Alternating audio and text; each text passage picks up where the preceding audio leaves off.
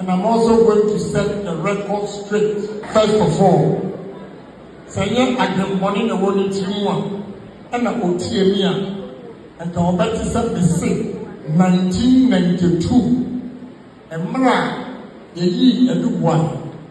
Many me partner Mr. Bobby, the Kobo business SDM and yes, the president Kufo candidate Kufo court because party in the Concordia $30,000 me boy. Nanya $30,000. In the party and near $3,300,000. 1992 and tika by 1996 the Ebeko court for $30,000. And the Ukraine wa mama yenka.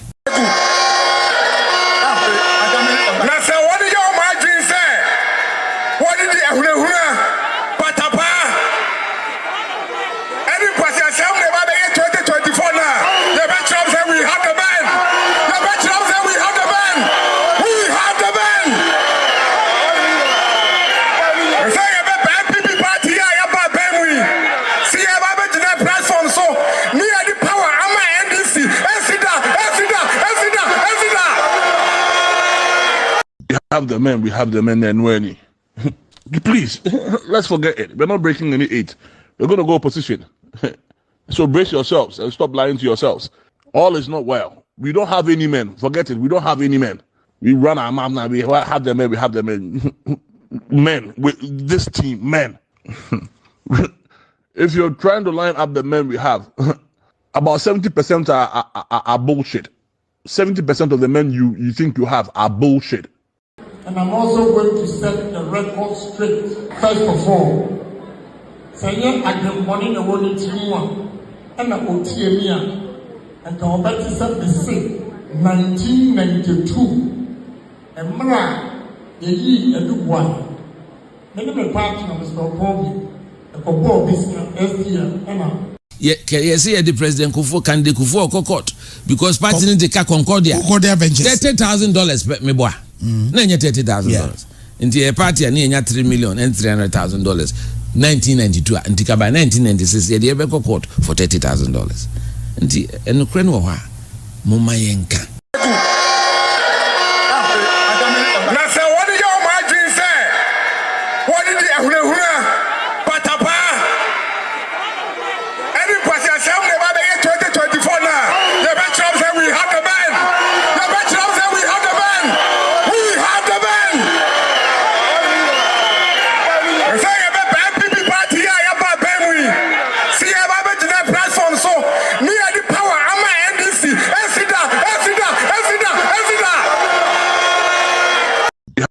We have the men and when please let's forget it. We're not breaking any eight. We're going to go opposition. So brace yourselves and stop lying to yourselves. All is not well. We don't have any men. Forget it. We don't have any men. We run our mouth now. We have the men. We have the men. Men with this team, men. If you're trying to line up the men we have, about 70% are bullshit. 70% of the men you think you have are bullshit. And I'm also going to set the record straight. First of all, say Agyapong in the world team and a Otiemia and the Obeti said the same 1992 and Mra Yeyi Eduwan. Many me partner Mr. Bobby, the Kobo business SDM and yes, the president Kufo candidate Kufo court because party in the Concordia $30,000 me boy. Nanya $30,000. In the party and near $3,300,000. 1992 and tika by 1996 the Ebeko court for $30,000. And the Ukraine wa mama yenka.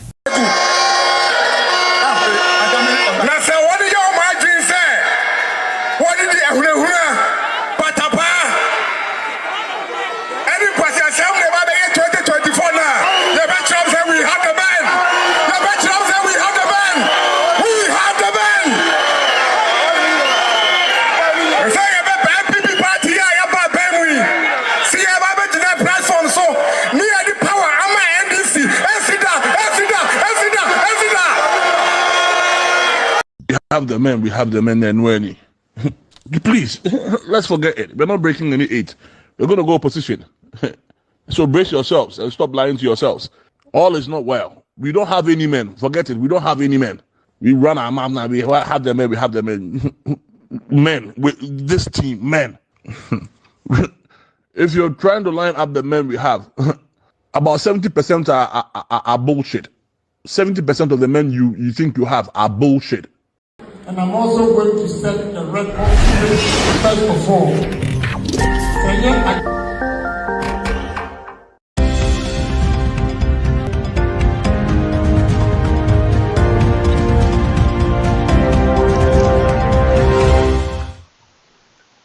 Mema Obibia Akwaba about juicy news, hot news all time, latest and hot news. And I'm a day Bram, a live edition from Juicy News. For the past days, Aremeyaw and post to live videos. We are having some challenges with YouTube, but you know, the live videos and a Bramo. Mema Obibia Akwaba say we're joining a live video. Now, best say mobile like video no now must share a ma of so any be at share. Or about be not share video ma of so any be share. Now, Kennedy Agyapong MP for Asin Central or the Assembly Atigya. And no year Kwabena Agyapong, former MPP, one a general secretary, about Abotede and Sema Betuja Chese Kennedy, San Semen or the Tujano, and Yendocre, Yabeko San Sibuemu. Now, young share a year story, a year a better about a year Kennedy Agyapong, name Sema or the two. You name say a year Kennedy Agyapong, and also per se, with 2 franca my MPP, now Owusu Airborne a pro, Sasso and a year. Kwabena Agyapong so eba pronoso ye ne campaign na yen hwe eye story a ebeto abonten yen hwe eye story no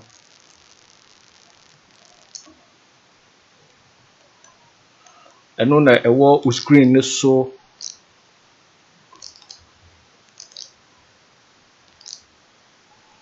also Kennedy Agyapong descends on Kwabena Agyapong for saying he lied about $3 million donation to MPP. Now, what kind of story now was say?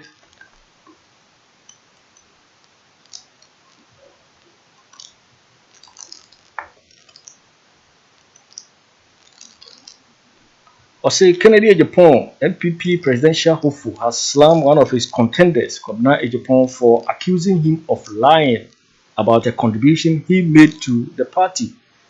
Kwabena Agyapong, a former deputy general secretary of the MPP, is reported to have said in an interview with Kumasi-based Angel FM that Kennedy Agyapong lied when he stated he repaid a 3 million loan contracted by the party in 1991.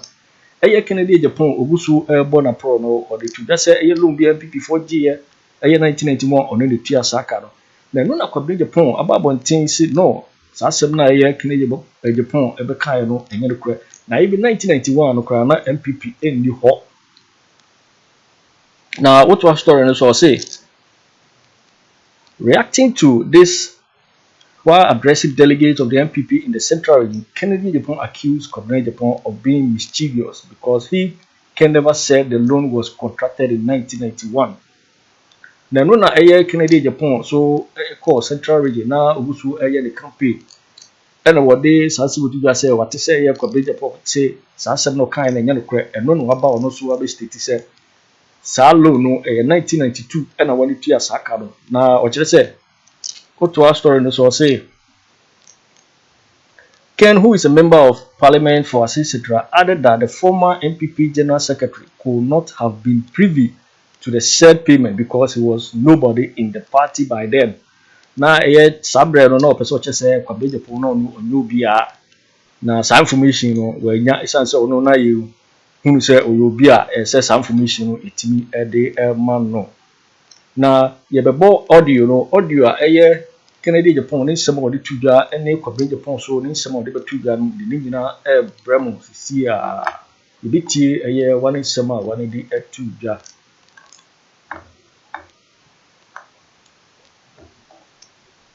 Yeti Kennedy Agyapong ni some of the tuja the yedi kan ti Kennedy Agyapong ni some no.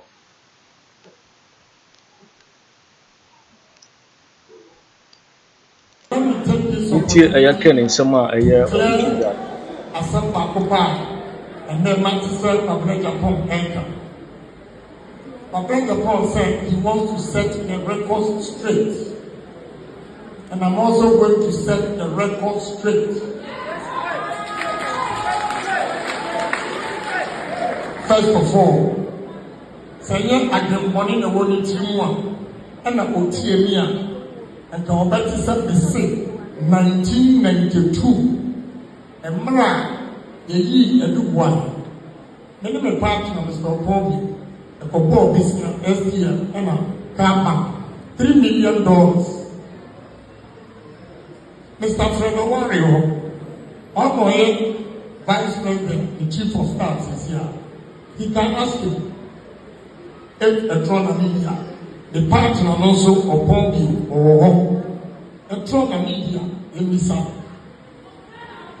Well, at the end of the one here, I never bring upon anymore. Because now we support Dr. Safwell. Me Dr. Kweku, Lawyer Kojo from Asia. We walk straight to a new one in the bedroom. Kwabena Agyapong. He didn't support the man. So when we are speaking, now in some of the broker in may I will challenge him. He has come very well to the party and no doubt about it. But we are one of 1 year. And so Kwabena Agyapong, I'm not one year accident. May tragedy a friend Buddha. Honorable as Owusu and I get to clean up. Time out to wheelchair. Yamin year campaign and Mao. Yamin pay and them we defy the authority. Or that authority is say Yantoma say John. We defy it, you are now here and we campaign for you. And when the own can say when you are listening, will say, at least give these 4 people credit. Give us credit. So I'm going to wheelchair and now what you tell make as Owusu 50 clean up and a Buddha. Therefore, all the buildings are yet to check region by region. And you're going your campaign amount. Now,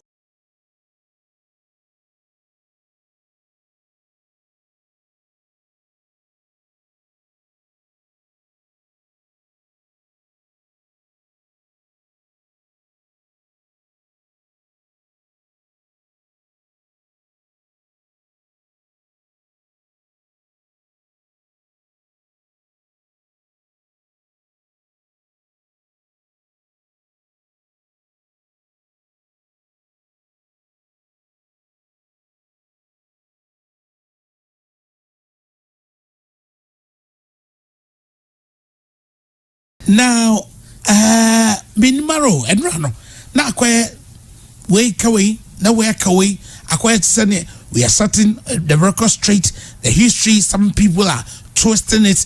There is this argument about Honorable Kennedy Agyapong, and all that. Maybe let's come to a full closure on that. Nema Bain now say party for any kind of for etiase and some are okikakan. Unse campaign say binye Kennedy asemo kan na kabia me ya no say me start campaign ache apa na unse wo wrong a party for do nim say me ma chere okuim say bi me na edubu ahenu mpanimfo na na do candidate kufuo safo edunum nante enti ensem bi okeka to dwa no ba bia msusu me question and answer session. Okay. In fact, me share party for no me town hall, me collect our mukeke. Me more my bakosem kaka na me say, mo wasem bisebi fami hwa. Both my private life and my public life. Mumusame. Because I believe that if you want to be a proper leader, your life has to be scrutinized. Eso unya kukudro na ukoni penim tse mabu enim. Muso media for no se ba. Mu tse de mabro me press pack no. Ese mu hwehwe me mabra bom na mu busa me nsem. City e fata. Because at this juncture in the life of the country, we need serious-minded people as leaders of the country, intelligent people who have character. Subain, enye ehunehuna, eni tutujegu, eni kasentwie. Enti obi busa mi say Kwabena wache party no watete nsem bi ekoso na 1991 Penny say ono as part of my contributions or can no your campaign a video no no ka say yeah me ko me nka me candidate obi ahwasem ono na koka say ye ne nsi akan no ye nkyere the ayama party no because obi na so obi be ye bibia boa wo delegate na chese so chese wa ye bibia boa party no da me na me tie nsem o kana say me as a custodian of this party, as even a former general secretary, the historical record of this party, made to kwem. Okay. Na party no, nye chichire. Chichire no akonchire mo. Satam a soldier for nehwe, ne mo den uni akukudro to huacha. Untimi nsori kra se. Uye MPP ni. Ente se na maba POFM ne bini ho. Ghana Broadcasting. Na me di mu akotena me som party no ne mpanimfo nante ye ntino book ya me de aba hai me de kirewa je nehwe the original registration of the MPP at the Electoral Commission of Ghana.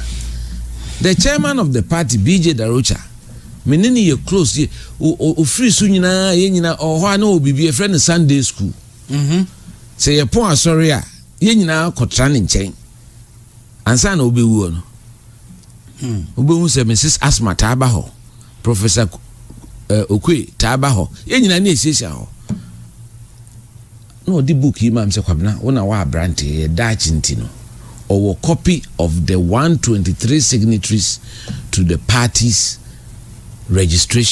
initial registration at the Interim Electoral Commission, because nipa period say by the time I 92 na soldier ni na that is head of state PNDC tina kabem kemkra ni nyamai so enti say who can the original founding members na omusan adiedia omna 123 omi under the leadership what DJ Darocha General Secretary Ajeni Boateng and General Secretary Ajeni Boateng na Hakma treasurer these are the three principal officers omuka ho and 110 districts ana ye wo Ghana ubenya signatory baako and 10 regions no so signatory baako tuka boma 123 founding fathers where the exact book we nya din ya church with their actual signatures and o ma me copy no o ye sure say e bida party headquarters but when him say the way I move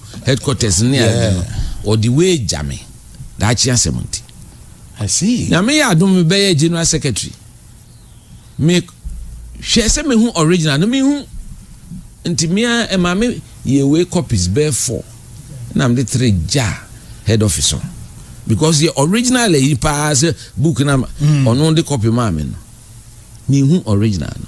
Nti we copy my 2 na say and me di we be dia dance. Me can say because ya na binum claiming na we and again your founding fathers be so omo esan but ni ehia sika no nti at that time yes we bet me 100,000 those days kada 100,000 no that time na be $250 also so be more certificate say we founding member later party ni ka say esa na confuse it convert it into foundation members the emphasis says can the foundation to support the creation of the MPP party enti omo ye foundation members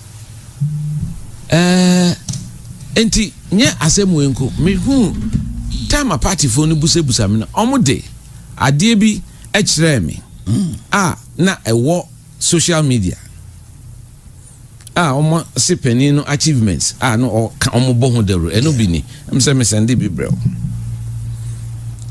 founding member list no so me di ba send di o se on the no America New York and founding member ho eno sa list no so me di brel nipa 20 uhwemu a Kwame Owusu na chairman Agyarko ye secretary ono ase ne boss Kwame Afram Esiedu ono na number 20 we share list sa list Agyedim Boate na twerɛ July 1993 eno kra na ne din enka ho me de eno kra no na mpese me nka se onye bibi mu a party. Okay, but we are talking about the beginnings of the party and the facts. Okay, say na onye founding member of US because omo etueska aye ma omo certificate so omo ye founding members no omo list ni 20 na me de akire no signed by Agyedim Boate July 1993. Can he also be a foundation member? The American say, yeah, foundation member no say founding members yani yesisa din no and the party near the foundation member because no person confused to the original 123 now a signed document no into a new set of people. Okay, some of them okay, and it was a name change. And yes as a war certificate to be unse e catch us sa certificate no omukura ka say the boss asiedu no yeah ono je ne de wo Ghana 93 yeah inti yesuma e de ade na koma America for na 19 tu wo hwe letter na Agyedim Boate to hwe na sa na wo ho me de fax no e na mpese meka e na Ghana ha enra mete se o kan ba bi se nya adwenboni na o mitima na no na fumye na no on ka 1991 na o ka 1992 say 91 o say 92 Ghana those days. And then who say penny we actually letter be at the two internet so one see one of the first chairman North America Saturday in the US brand from North America yeah or since $250 no kwa na say amanfo tua na adding no ono ano chairman ko tua 1,000 and at that time Kwame Pianim and na organize fundraising effort no tisika bia fa nsem penny Kwame Pianim so tiase me ne no so akasa sika kese pa free America buy na mro $35,000 in 1992 sa no ka kire and to come and say at that time Ghana ha he received $3 million mampani na na do Akufo-Addo on the campaign manager and that obishi an kwa busa say 92 na $3 million na ono no otua aka after 8 years with interest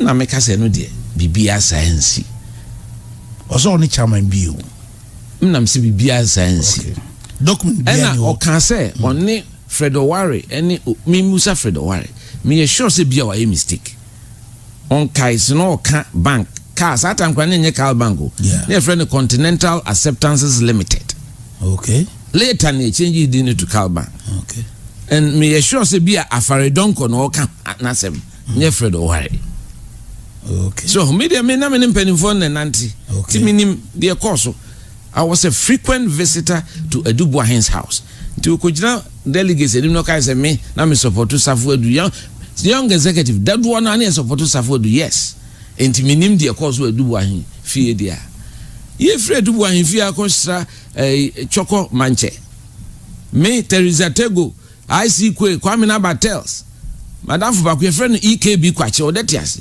party dia ya wo mni wo mo abre party ho a obuka se yewura kura fi ho na ye mo edi yekodu Choko ye boy abo no mo atwro ho insignia as for we don't like kukurudu here e bodano kakraka so enti media me pese facts no ena ye establish sa dachi ene nkola na won chirima no ombe hu se no kre ena yeka because say come Professor Edubuahen wo se wuru ade dem August 17 man $300,000 say won kwan na oni pan so me so prof me jini to pa in those days who the prof skebia ko prof ka se fa koma papa be friend ya onyame jo nyame ni nua ni Professor nyame sisi Dr. Penny no a businessman or tanachi anase fa koma Kwame Pianim tiase pa busa no prof teacher ni on penny was sika pa o demand kra no odoji na se sa time no se onya $300,000 senka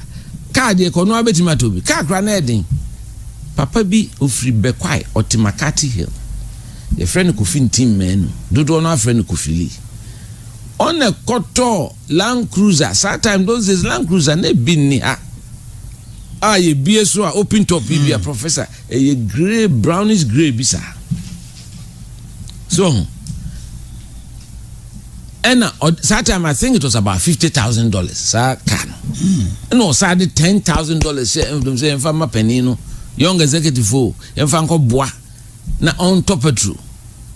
Nipa or driver saka no, your friend wala and ne we free. O free you amwasi ne ye mi kobi. How do you remember Sunday? Because I lived it. I lived through it. All those times. Kennedy Agyapong me huna once be dabraka down Madam for my friend Kwam Debra, Danny Debs. The office ne be a me hu se onamo. So now even by 1996, I don't know until Krumana. You see the President Kufo candidate Kufo Kokot because party in the Concordia $30,000 me boy. Nanya $30,000. Into a party and $3,300,000 1992 and by 1996 the Ebeko court for $30,000. And Ukraine wa mama yenka. All right. So now minini ni asimbia. But a turebia ese ye bre yanwasi. Yeah. Se obiye bima wa danasi. Okay. Onu de mininu pa miti pen no. O wa decide na mo fancy pem. So 1998 ye ko sunya Uba hobby. Yeah. Who Kennedy Agyapong? No. Oko Susak. Odi Ekocho ambu mi Jimmy. Me kai pa. Me na me dik candidate Akufo-Addo. Jose. Hono who Kennedy Agyapong one no support no. So, in the front line of the party at that time cry no na che say uni ho. Na nyame ya wadom ye be MP 2000. Yeah. And a President Akufo-Addo Sebio adwuma ese nipa be 100 nya etama nipa baako ene wa nya bibia eye wo de bibi boa party na eye nanso so ye ma ye ho emrase so ho de me kire wo no ye ma ye ho emrase kakra ono me kakra meka no me nua no eni asembia. I'm just establishing the facts of what happened post 2000 so wa boa nkobusa Kojo Kyeremanteng because Kojo Kyeremanteng was in charge of the fundraising effort for Kufo from 1996, 2000, 2004, 2004. During the re-election, I was also in charge of the special operations and to minimum a lot of things that happened in 2008. So what were African elections? Yeah. And so the party no ya nanti muane mpanimfo ni nyina. Enti metisa wo kojina baby na utwa ye poa. Se kwatre kwase obema wade a tienidia. Kasa kire yen as if say yen no contest dey more brother. Now say be wo hwa Agyapong, wo hwa Dr. Kweku, wo hwa Dr. Akoto, wo hwa Kwabena Agyapong, wo hwa Jogate. Yeah. Wo hwa Adanimu a ndi kwatre kwafo. Ana wankasa manti. Engineer. Enti me no nyese bia bibi but ese ohwe ne kasa yi. Okay. I'm just stating the facts so that Ghana for be historical record no and namaka. That's all. Yo, for Winnie and summer year Kwabena Agyapong, former Deputy General Secretary now MPP, and also in ceremony of Akosem Kakra on the Atigya ni Kennedy Agyapong MP for Asin Central. Then summer the Betuga say on no loan MPP Kodi $3 million 1981 on the Chia Sakam. And no na Kwabena Agyapong ababontin abechechire mu wama abakosem kakasa sa 1991 berkano na MPP edi ho na nsem na odi twugan enye nokre na Kennedy Agyapong na tire bia omre no ho ase na bi wo ha kasa si se one de one mo brother na papa di ensem bebre na ra ene etudwa etiefo ne ahwefo sisi live video na sisi me de bebram ti Bruce Abradia na tse moye asutie na motimi a share video no mo share video no mane enko echiri GC News say live video na yede ebebram latest na yede bebram oso betimi a kire wadwen afa ye ensemu nyina ho e wo comment box oso betimi a kire wadwen your suggestions na de nyina mo betimi e de aba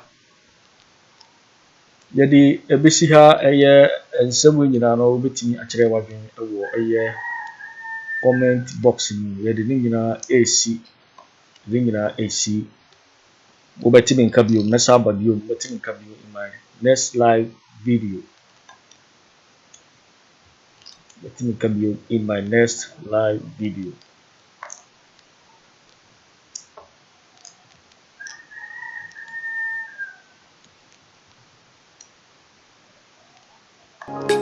Thanks after watching. Like and share the video. You can also drop your comment. Please don't forget to subscribe. Click on the bell to turn on the notification.